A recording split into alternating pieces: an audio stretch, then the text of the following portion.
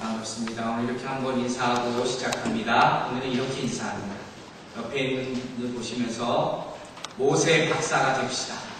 이렇게 인사하겠습니다.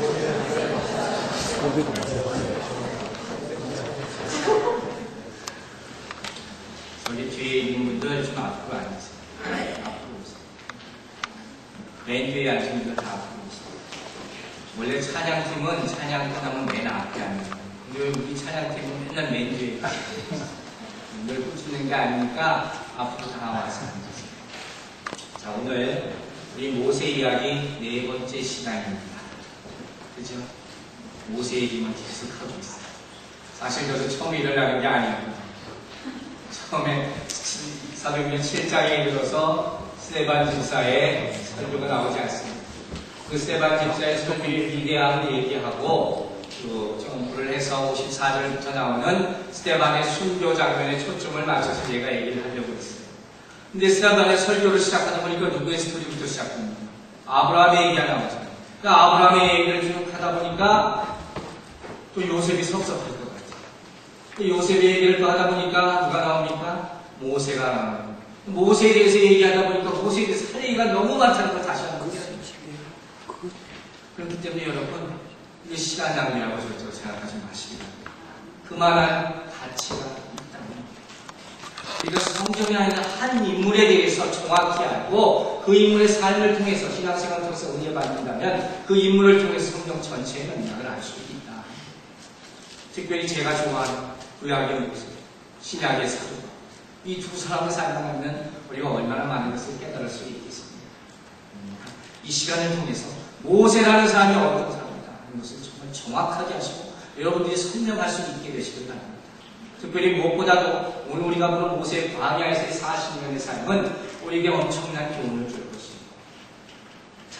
스티브 바라라는 사람이 있습니다. 이 사람이 모세에 대해서 글을 쓴 것이 있는데 그 가운데 이런 말을 했어요. 모세는 애굽에 있을 때 최소한 3가지 학위를 받았을 것이다. 세상 말로 요즘 세상으로 치면 BA도 받고 MBA도 받고 PhD도 받았다는 거예요. 왜 그렇게 추측할 수 있겠습니까? 모세는 바로가 된 학문을 애굽에서 배웠다고 했죠. 그 당시 최고의 학문을 다 배웠잖아요. 그렇기 때문에 지금으로 따지면 그 정도 3개 정도의 학위는 받았을 거다 하는 거죠. 충분히 우리가 생각할 수 있는 거예요. 그런데 이 사람에 따른 모세가 한 가지 학위를 더 받았어야 된다는 거예요. 그리고 그 학위를 어디에서 받아야 합니까? 광야에서 받아야 합니다. 그럼 이 사람이 받아야 할 학위는, 모세가 받아야 할 학위는 뭐냐? 이 사람 뭐라고 표현했냐면, 한국말로 해석하기가 좀 어려웠는데, 인격 함양 석사, 뭐 이 정도로 해석할 수 있을 것 같아요. 우리가 일단 얘기할 때 구원받고 나서 뭐가 가장 중요하다고 했어요. 제가 금요일날도 야고서 시작하면서 얘기했는데 인격적인 성장이에요.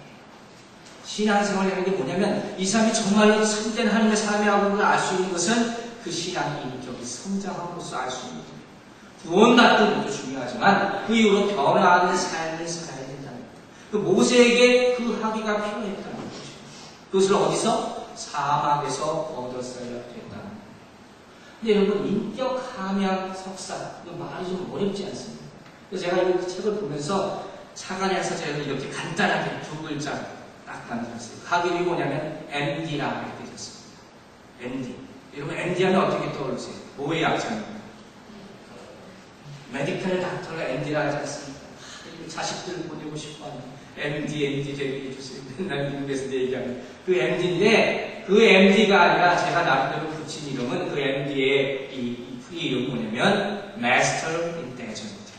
그렇죠? 아무 책에도 안 나오는 제가 만든 사막에서 받는 학위랍니다.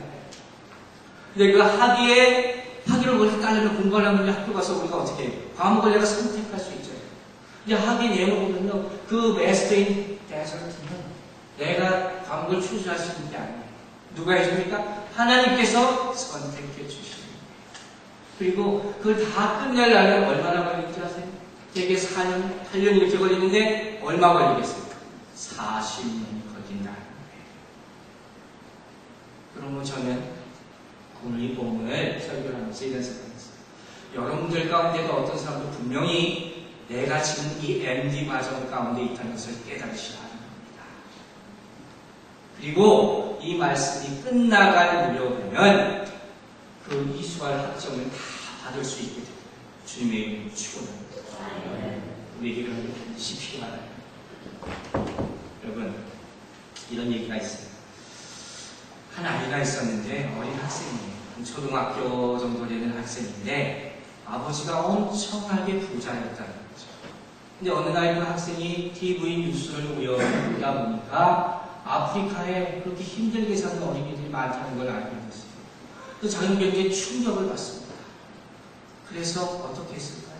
자기 자가용 전용 비행기를 타고 아프리카로 날아갑니다. 거기 가서 현실을 보니까 정말 생각했던 것보다도 더 힘든 애들이 많은 거예요. 너무 힘들고 안타까운 마음이 들어서 어떻게 해줬어요?